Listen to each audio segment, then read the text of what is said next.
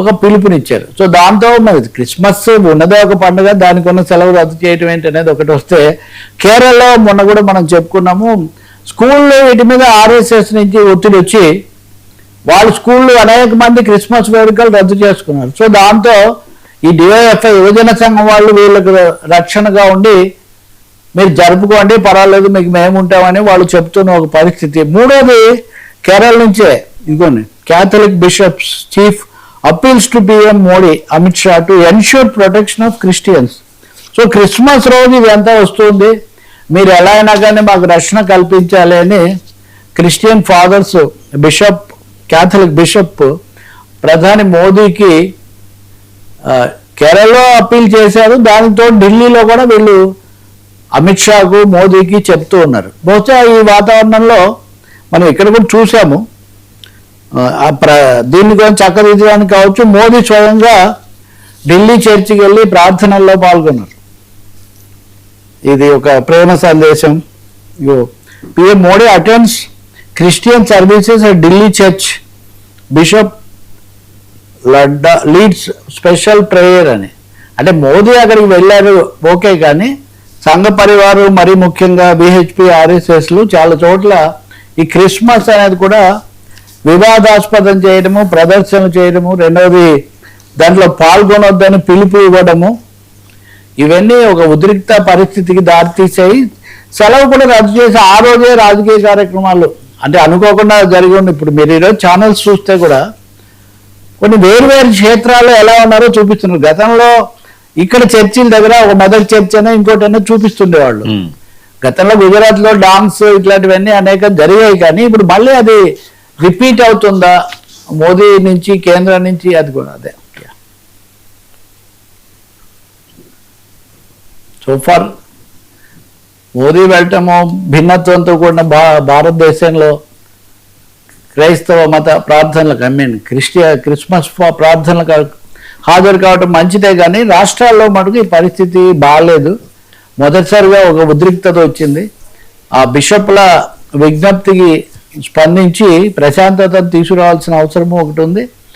రెండోది ఈ సందేశాలు కనుక తీసుకుంటే ఇది ఆంధ్రప్రదేశ్, తెలుగు రాష్ట్రాలకు ఇంకా కొంచెం ఎక్కువగా వర్తిస్తుంది, అందులో ఆంధ్రప్రదేశ్కు. అంతకుముందు కూడా ఇప్పుడు రాజకీయ వైరంలో మత వైరం చూసేటటువంటి ఒక లక్షణం కూడా ఏపీలో ఉంది, కాబట్టి మోదీ కూడా దీని మీద దృష్టి పెడతారని మనం కోరుకోవాలి. సార్ బంగ్లాదేశ్ దిగి వచ్చిందా చైనాపై అమెరికా గుర్రు?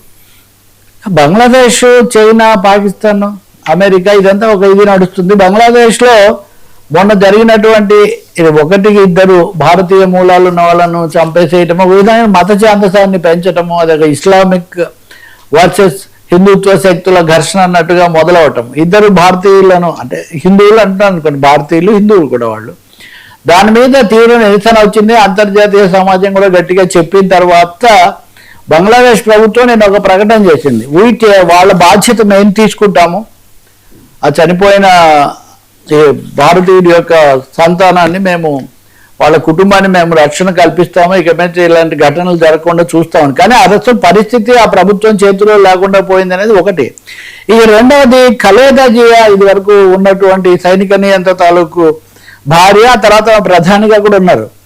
ఆమె కుమారుడు తారిక్ రహమాన్ అనే అతను విదేశాల నుంచి వచ్చాడు, చాలా ఘనంగా వచ్చాడు. బంగ్లాదేశ్లో షేక్ హసీనాకు సంబంధించిన అవామీ లీగ్నేమో ఎన్నికల్లో పాల్గొనకుండా చేశారు. నిన్న కూడా ప్రభుత్వ ప్రతినిధి ప్రకటించారు అవామీ లీగ్కు ఎన్నికల్లో పాల్గొనే అవకాశం ఇవ్వమని.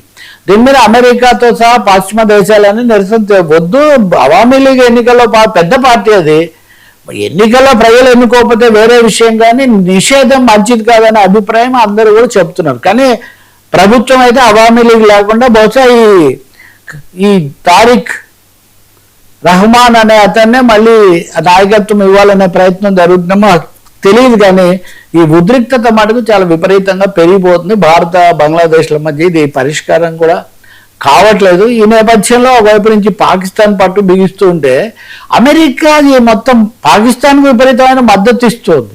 మొన్న మనం సౌదీ అరేబియా అవార్డు ఆయనకు మునీర్కి ఇవ్వడం కూడా మనం చూసాం. అమెరికా నిన్న ఒక ప్రకటన చేసింది, ఏమంటే చైనా భారతదేశానికి పెద్ద శత్రువుగా ఉంది, చైనా తైవాన్ని ఎలా చూస్తుందో భారతదేశానికి సంబంధించిన అరుణాచల్ ప్రదేశ్ను కూడా అలాగే తీసుకోవాలని చూస్తుంది, మీరేమో మా ఆధిపత్యాన్ని తట్టుకోవడం కోసం చైనాకు దగ్గర అవుతున్నారు అని అమెరికా విదేశాంగ శాఖ ఒక పత్రం విడుదల చేసింది.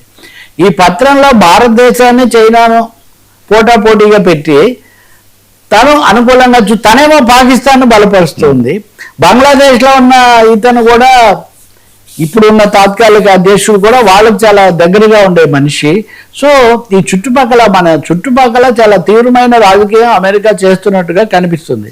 ఈ క్రమంలో చైనా ఇండియా నాయకులు అక్కడ షీ జిన్పింగ్ కానీ మోదీ కానీ భారత్ చైనాల సంబంధాలు అయితే కాపాడుకోవాలి, రష్యాతో కూడా సన్నిహితంగా ఉండాలి. ఈ అమెరికా ఇటు బంగ్లాదేశ్లో అటు పాకిస్తాన్లో చేస్తున్న కుట్రలు అందరికీ కూడా ముప్పుగా మారుతాయి అనే ఒక స్పృహ ఇది పాకిస్తాన్ ప్రతిపక్ష నాయకులు కూడా దీని మీద విమర్శ చేస్తున్నారు. మీరేమో వెళ్ళి ఆఫ్ఘనిస్తాన్ మీద యుద్ధం చేస్తారు, భారతదేశంలో కుట్రలు చేస్తారు, వాటిని ఎదుర్కోవడానికి వాళ్ళు ఏదైనా చేస్తే మటుకు దాని మీద గగ్గోలు పెడుతున్నారు అని పాకిస్తాన్ ప్రతిపక్షం కూడా పాక్ సైనిక పాలకులను ప్రశ్నిస్తుంది.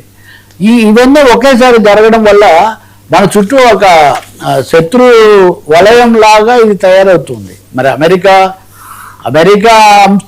దీంట్లో ఇంకా కీలకమైన అంశం కూడా ఉంది. నిన్న ఉదాహరణకు భారతదేశం నుంచి విదేశాల నుంచి వచ్చిన వాళ్ళని పంపించేయడం అంటే అమెరికా సుప్రీంకోర్టు వీళ్ళ మీద ఎక్కువ పన్నేస్తే తప్పేముందని కూడా సమర్థిస్తుంది. సో ఒక విధంగా భారత్ని ఏకాకిం చేయాలి అనే ప్రయత్నంలో అమెరికా ఉన్నట్టుగా కనిపిస్తుంది. బంగ్లాదేశ్ పరిణామాలు దానికి మరింత ఆందోళనకరంగా తయారవుతున్నాయి. అందులో కమ్యూనల్ మత కోణం కూడా ఉండటము, హిందూ ముస్లిం అన్న పద్ధతిలో రావటము, అస్సాం లాంటి చోట చొరబాటుదారుల సమస్య ఎక్కువగా ఉండటం ఆందోళనకరంగా మారుతున్నాయి.